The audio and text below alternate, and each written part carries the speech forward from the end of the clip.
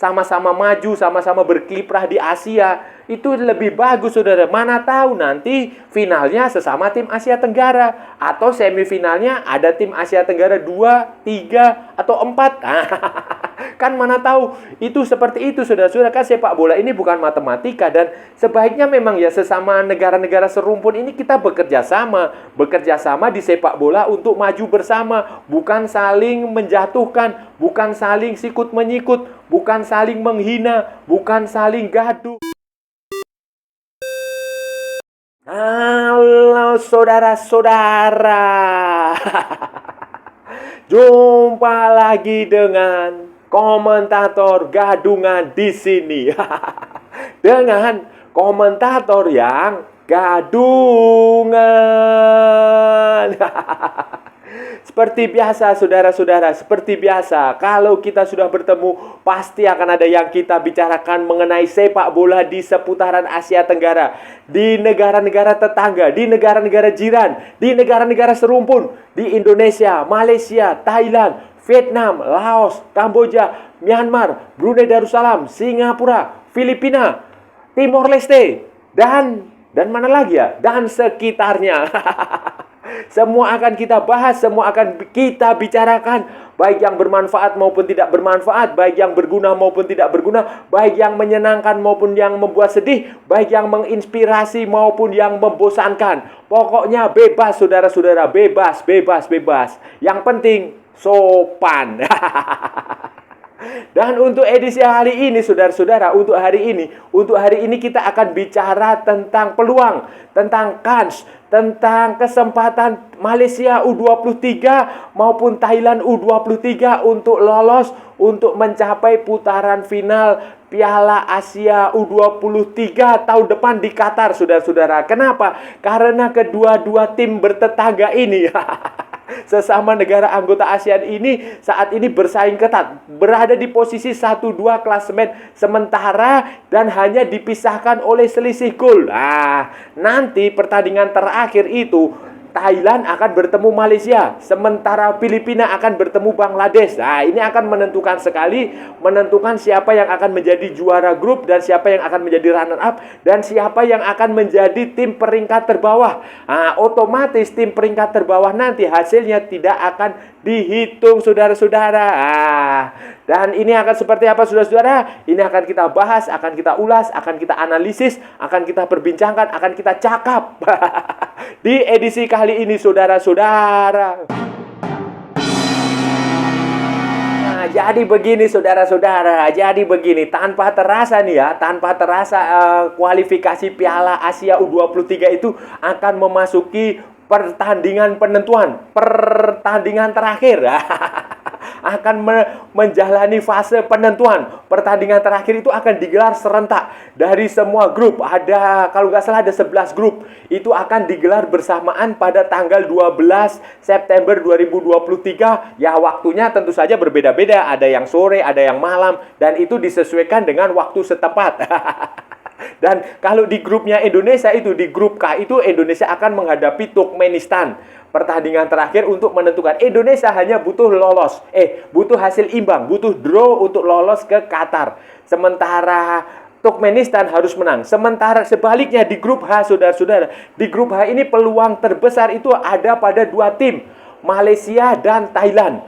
Malaysia dan Thailand sama-sama mengumpulkan 6 poin. 6 poin, tetapi Thailand punya selisih gol yang cukup bagus di grup H ini. Thailand mengalahkan Filipina 5-0 dan mengalahkan Bangladesh 5-0. Artinya mereka punya 8 gol plus 8. Selisih golnya itu 8 berbanding 0. Sementara Malaysia mengalahkan Bangladesh 2-0 dan mengalahkan Filipina 4-0. Jadi adalah plus 6. Nah, selisih golnya adalah 6 berbanding 0. Nah, dengan kondisi seperti ini, saudara-saudara, dengan kondisi seperti ini, segala sesuatunya bisa terjadi. Apalagi pada pertandingan terakhir juga Bangladesh dan Filipina akan bertemu.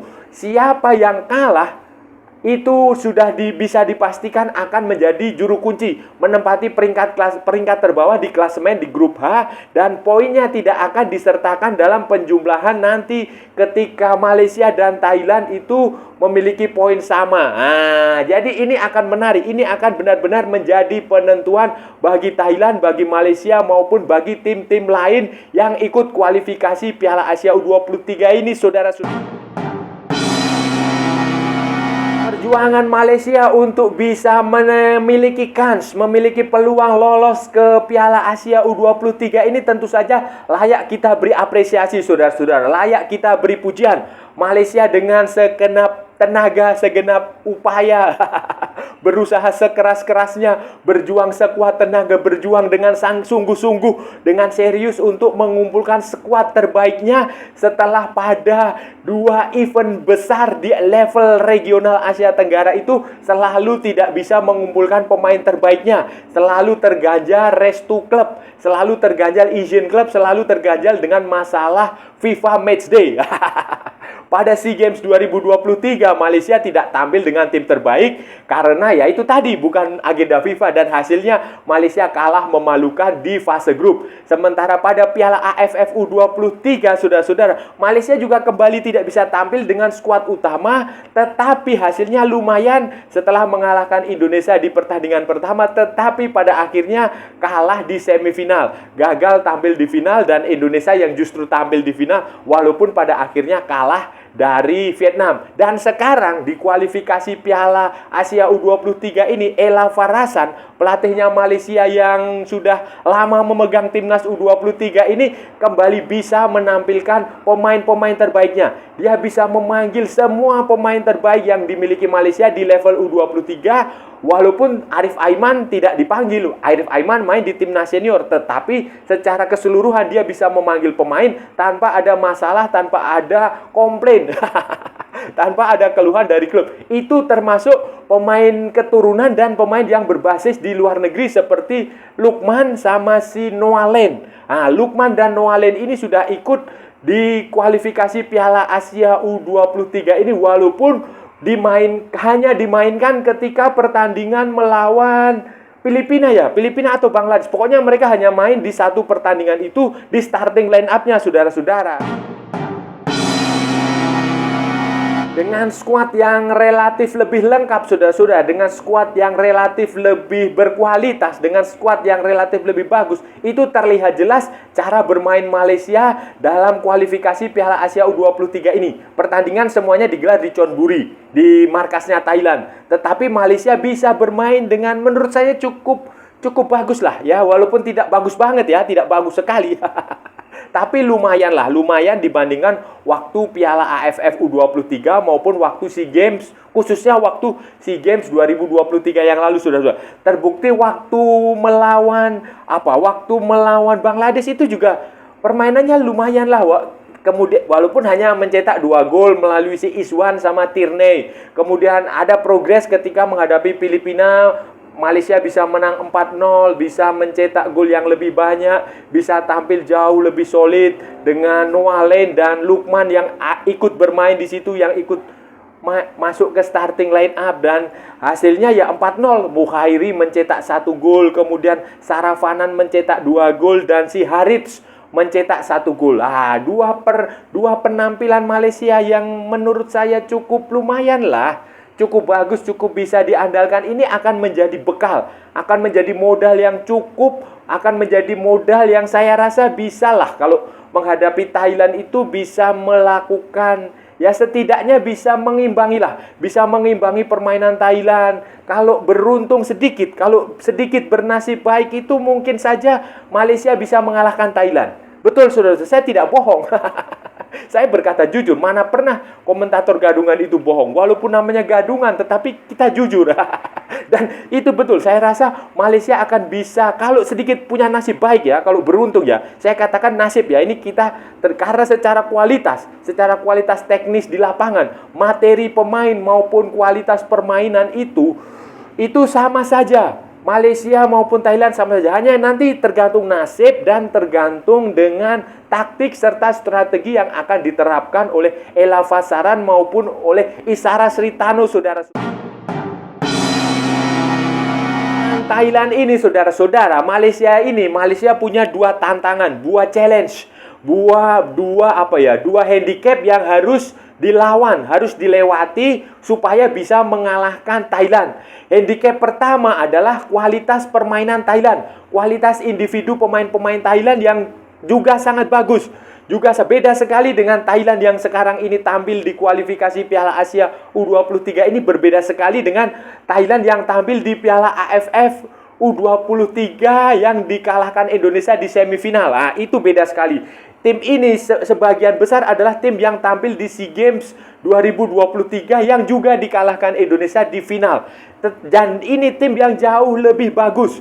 Dan ada beberapa pemain yang waktu SEA Games itu tidak bisa tampil, tetapi sekarang tampil. Karena ya tentu saja kan agenda FIFA. Dan itu berbahaya sekali, saudara-saudara. Pemain-pemain Thailand itu bermain sangat kompak. Mereka bermain sangat, menurut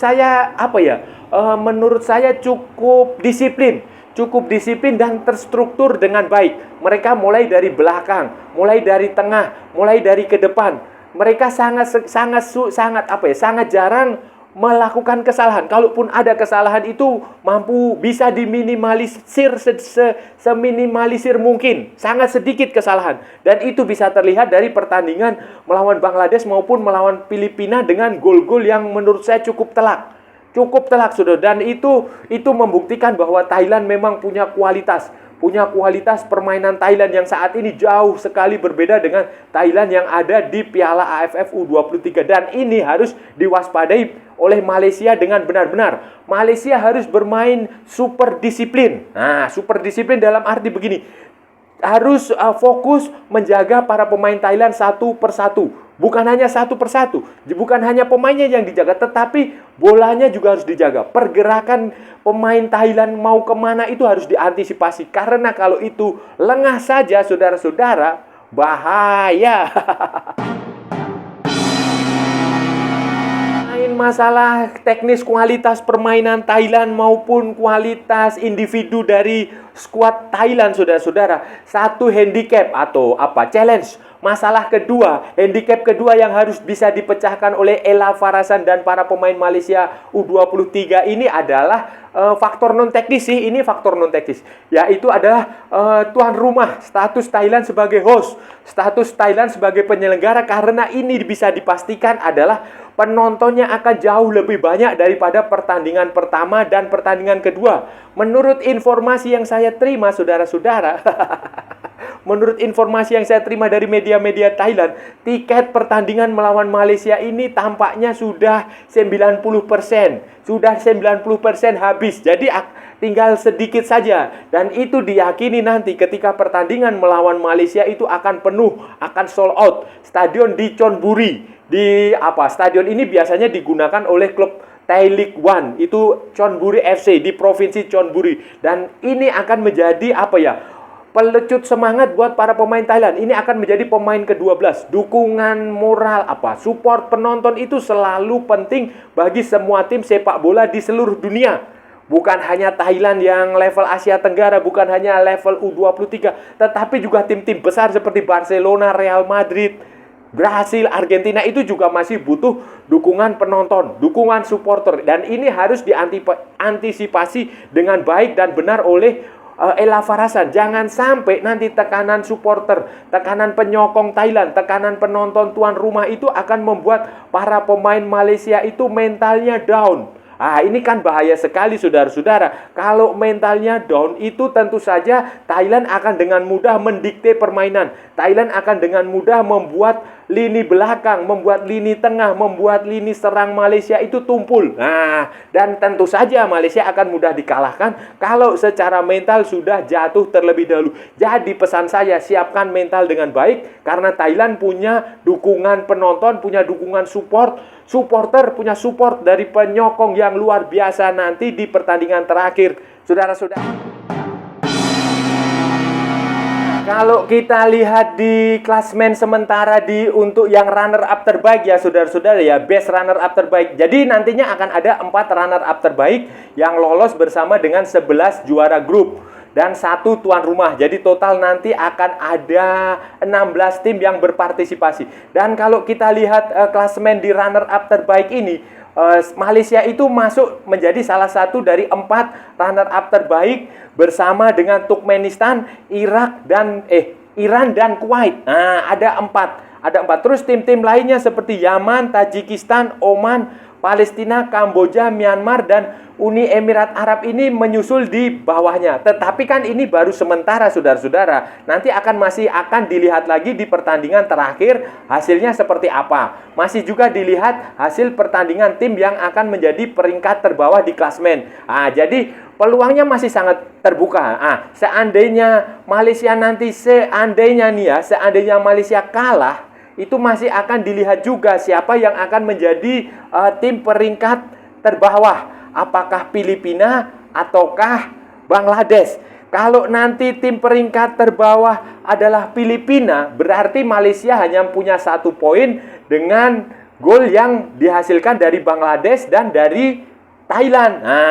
Itu sudah. Jadi ini peluangnya, dan saya harap sih Malaysia bisa mengalahkan Thailand atau setidaknya minimal imbang lah. Kalau paling aman memang imbang, saudara-saudara. Draw itu paling aman. Kalau kalah ya harap sport jantung lah. Berharap cemas, menanti takdir, menanti hasil di grup yang lain, menanti ya harap bersabar kalau hasilnya kalah. Tetapi kalau mampu memaksakan imbang, apalagi kalau kalah apalagi kalau menang, saya yakin Malaysia akan bisa lolos, bahkan Malaysia dan Thailand itu punya potensi lolos bersama-sama kalau mampu mendapatkan skor imbang, draw lah, saudara-saudara, seri ya.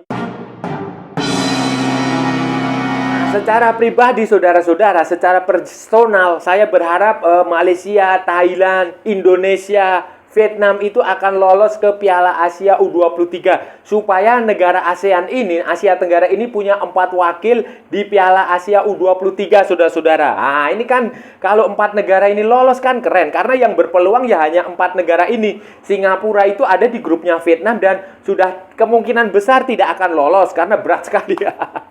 Yang punya potensi lolos ya cuma Vietnam yang menjadi pemuncak klasemen di grupnya, kemudian Thailand dan Malaysia. Sementara Indonesia itu juga punya potensi lolos kalau nanti di pertandingan terakhir itu bermain imbang dengan Turkmenistan. Dan peluang Indonesia lolos besar karena main di kandang. Sementara peluang Vietnam juga besar karena main di kandang. Jadi ini akan menarik, saudara-saudara. Ini akan menarik kalau ada 4 tim Asia Tenggara yang lolos ke Piala Asia U23.